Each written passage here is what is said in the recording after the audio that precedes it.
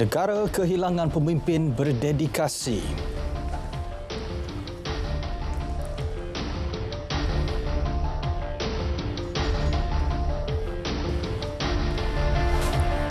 KWSP RM240,000 untuk bersara secara bermaruah.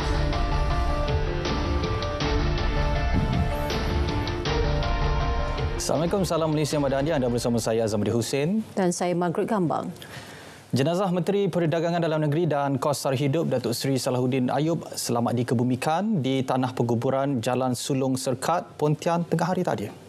Ya, terdahulu jenazah ahli Parlimen Pulai yang juga Adun Simpang Jeram disembahyangkan sebanyak 5 kali di Masjid Jamik Datuk Noh Gadot Serkat, termasuk diimamkan anak sulung Iskandar Zulkarnain dan Perdana Menteri. Ribuan rakan politik, saudara mara, sahabat handai dan orang ramai hadir di masjid serta di tanah penguburan bagi memberi penghormatan terakhir kepada timbalan Presiden Parti Amanah itu. Datuk Seri Salahuddin, 61 tahun, meninggal dunia di Hospital Sultanah Bahyah Al-Ustar setelah ditidurkan selepas menjalani pembedahan akibat pendarahan otak.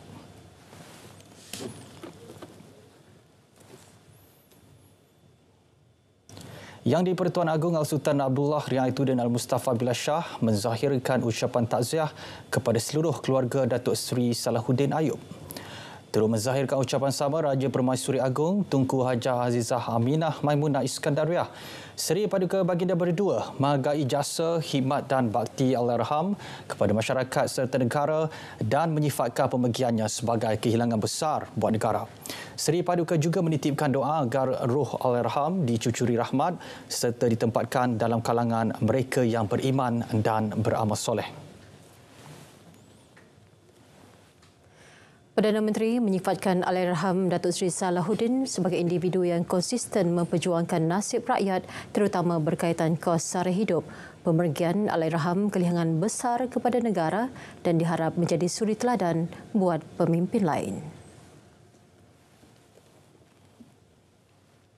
Saudara Allahyarham Salahuddin ini sinonim dengan rahmah dan itu menunjukkan sifat dia yang konsisten.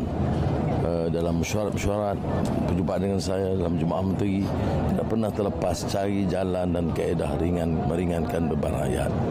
Saya juga ambil kesempatan ini kerana disampaikan oleh Kebahaduli Yang Maha Mulia yang di-Pertuan Agong untuk menyampaikan takziah Kebahaduli Yang Maha Mulia yang di-Pertuan Agong dan Raja Permaisuri kepada anak-anak dan keluarga Allahyarham Salahuddin. Reaksi sama turut dizahirkan rakan Kabinet yang menyatakan komitmen tinggi Datuk Seri Salahuddin sepanjang hayatnya demi memperjuangkan nasib rakyat.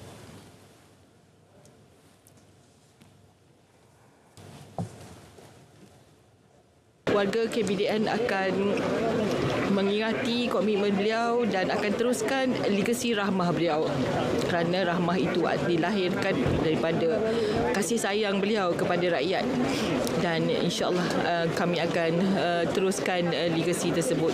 Datuk Salahuddin Ayub seorang peramah, seorang leader yang bagus. Dan saya masih ingat bahawa begitu banyak kali kami kempen bersama di Johor. Jadi saya memang rasa sangat-sangat sedih lah. Arwah ni semasa minggu lepas punya kabinet sentiasa saja membawa orang kata agenda untuk meringankan bebanan kos sara hidup. Setiap minggu beliau akan memberikan dia punya laporan kepada kabinet, ya, dan kita semua memang memberikan sokongan kepada beliau. Very hardworking colleague, ya, seorang yang amat berdedikasi, dan kita kehilangan seorang rakan, seorang pemimpin yang berjiwa besar. Inisiatif Payung Rahmah perlu diteruskan oleh pengganti Allahyarham Datuk Seri Salahuddin Ayub di KPDN nanti. Jelas Timbalan Perdana Menteri Datuk Seri Dr. Ahmad Zahid Hamidi, ini kerana rakyat khususnya golongan berpendapatan rendah dan miskin tegar pastinya mengharapkan kelangsungan inisiatif itu dalam menghadapi kenaikan kos sara hidup. Ya, bukan hanya sahabat lah, tapi dalam kabinet beliau adalah seorang yang sangat bekerja keras, sangat teliti, terutamanya apabila beliau menyarankan tentang bakul rahmah dan jual rahmah, dan ini harus diberikan kesinambungan oleh sesiapa yang akan dilantik jadi menteri selepas ini. Jadi rakyat keseluruhannya, terutama golongan miskin tegar, golongan B40 akan pasti teringat kepada sumbangan beliau. Okay, benda ni banyak membantulah untuk rakyat sebab kos bahan mentah kan mahal sekarang. So macam bila buat benda ni, dia banyak rakyat boleh membeli walaupun macam boleh spend duit lagi lah untuk ni kan. Kalau tak, diorang hanya mampu tengok je, tunggu cukup bulan. Kadang-kadang cukup bulan pun belum tentu mampu lagi. So benda ni boleh diteruskan lah. Kalau boleh sesiapa yang pegang lepas ni, teruskanlah legasi ni. Baguslah untuk rakyat jelata. Harap menteri yang baru lepas ni teruskanlah menu ramah, payung ramah yang dibuat oleh arwah Salahuddin. Benda yang sebenarnya memang nampak impak besar lah kepada rakyat, kerana jualan tu RM5. Dia bagus. Saya mintalah selepas pemergian arwah sesiapa saja teruskan menu ramah ni kerana amat terbaik sekali.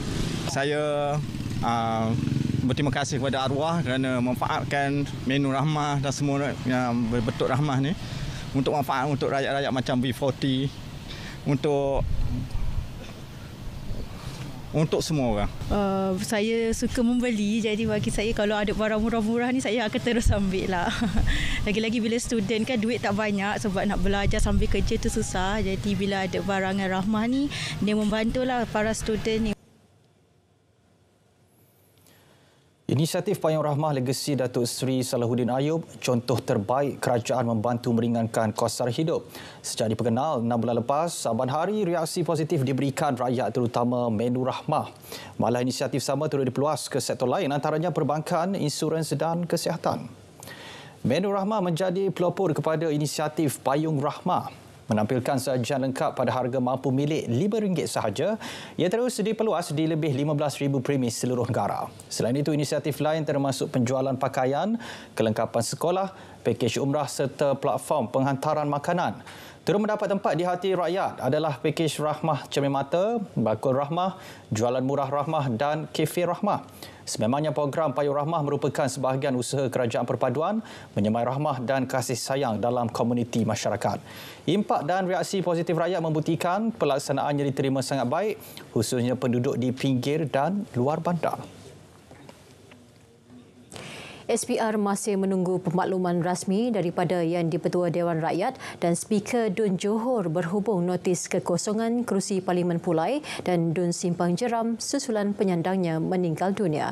Setiausaha SPR Datuk Ikmaruddin Ishak berkata, mesyuarat khas untuk menentukan rit penting pilihan raya akan ditentukan sebaik menerima notis kekosongan itu. Pilihan raya kecil kedua-dua kawasan perlu diadakan susulan kematian penyandangnya Datuk Seri Salahuddin Ayub.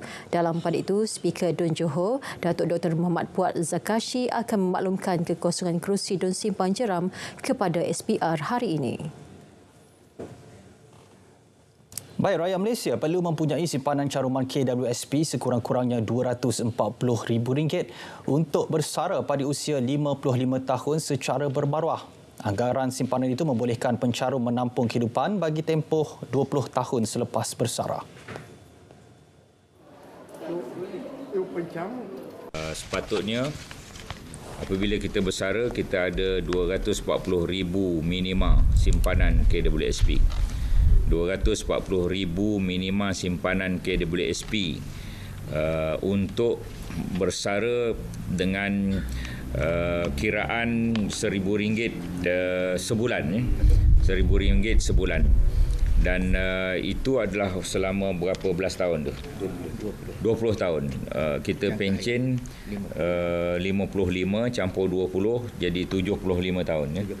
75 tahun ini antara jangka hayat rakyat negara kita. Antara cadangan yang diketengahkan kepada rakyat untuk menambah caruman simpanan dengan melakukan caruman secara sukarela menerusi caruman Saraan KWSP. Perbincangan dan kajian mengenai undang-undang berkaitan isu agama, raja dan kaum 3R termasuk sama ada Akta Baharu diperkenal bakal dibentang kepada Jemaah Menteri minggu ini. Jelas Menteri di Jabatan Perdana Menteri Datuk Seri Azalina Osman Said, pembentangan kajian fasa pertama itu akan dilakukan secara menyeluruh sebelum sebarang ketetapan dibuat. Tapi perlu perbanyak lagi perbincangan lah. Sebab kalau kita tak melihat pada aspek perpaduan dalam jangka masa yang panjang untuk Malaysia, nanti sentiasa akan mewujud politik menggunakan agama, bangsa dan institusi raja sebagai elemen bulat politik lah pada saya lah. Tapi undang-undang tu banyak bercakap memang mencukupi. Tapi itu elemen jenayah. Saya rasa sekarang ni kita kena tengok di segi dia punya aspek dalam angle perpaduan lah. Felda memang telah mula, bahkan dah biaya RM128 juta untuk penyediaan tenaga serta rawatan pembekalan air bersih di Kompleks Sahabat. Saya umumkan subsidi diesel supaya penjanaan tenaga dan rawatan air akan memberi manfaat kepada 43,000 penduduk sebanyak RM36 juta setahun. Bagaimana mengundi? Buat semakan tempat mengundi dan pergi ke saluran yang ditetapkan. Masuk ke tempat mengundi apabila dibenarkan oleh polis yang mengawal. Serahkan MyCard dan slip saluran kepada kerani pengundian pertama. Tunjukkan kedua-dua belah tangan untuk diperiksa. Bergerak ke hadapan kerani pengundian kedua. Celupkan jari telunjuk kiri ke dalam botol dakwat pilihan raya. Dapatkan kertas undi daripada kerani pengundian ketiga. Tandakan pangkah pada ruang kosong bersebelahan nama dan simbol calon pada kertas undi. Masukkan kertas undi yang telah ditanda ke dalam peti undi. Keluar segera dari tempat mengundi setelah selesai. Laksanakan tanggungjawab anda. Bertemu kembali. Proses kelulusan permohonan PAS ekspatriat kini dipercepat menerusi inisiatif Expat Gateway yang dilancarkan pada 15 Jun lalu. Wartawan Mohan Cinasemi ada laporannya.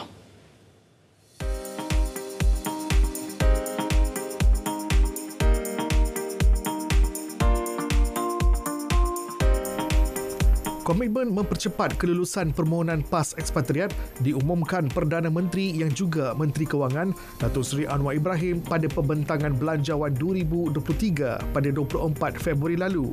Kerajaan bersetuju agar satu pasukan petugas khas reformasi agensi STAR ditubuhkan dan dipengerusikan oleh Ketua Setiausaha Negara. STAR berperanan mengenal pasti inisiatif-inisiatif Bintara Madani untuk dilaksanakan secara rentas agensi, berimpak tinggi dan mempunyai impak langsung kepada rakyat. Dari hasilnya, lahirlah inisiatif Expat Gateway. Expat Gateway ini adalah merupakan komitmen kolektif dari pelbagai agensi, kementerian dan kementerian yang diketuai oleh Kementerian Ekonomi dan diselaraskan oleh Perbadanan Produktiviti Malaysia ataupun MPC, di mana Kementerian Dalam Negeri dan juga Jabatan Immigration Malaysia bertindak selaku pemegang dasar berkaitan ekspatriat dan juga pengeluaran PAS ekspatriat kepada ekspatriat yang telah diluluskan kelak lah. Melalui Expat Gateway, permohonan ekspatriat akan dibagikan kepada dua laluan iaitu Fast Track dan Normal Track. Fast Track akan mengambil masa selama 5 hari bekerja, manakala Normal Track akan mengambil masa 15 hari bekerja bermula daripada permohonan lengkap diterima di sistem sehingga keputusan permohonan diberikan dan PAS penggajian dikeluarkan. Inisiatif ini juga akan meningkatkan transparansi proses permohonan yang mana sekiranya dilakukan dengan betul, semua agensi proses yang dibuat akan dibuat secara dalam talian dan hanya proses yang lengkap akan diproses, permohonan yang lengkap akan diproses dan dinilai. Kemudian permohonan akan mendapat surat sokongan agensi sahaja yang layak ke peringkat seterusnya, iaitu mendapatkan kelulusan ekspatriat dan akhirnya pengeluaran PAS penggajian. Melalui penggunaan sistem One Single Window, majikan akan menggunakan hanya satu platform untuk mendapatkan surat sokongan daripada agensi kawal selia, mendapatkan kelulusan pengambilan ekspatriat dan seterusnya kelulusan PAS penggajian. Tempoh pemprosesan juga lebih pendek dan memberikan penjimatan kos di pihak syarikat.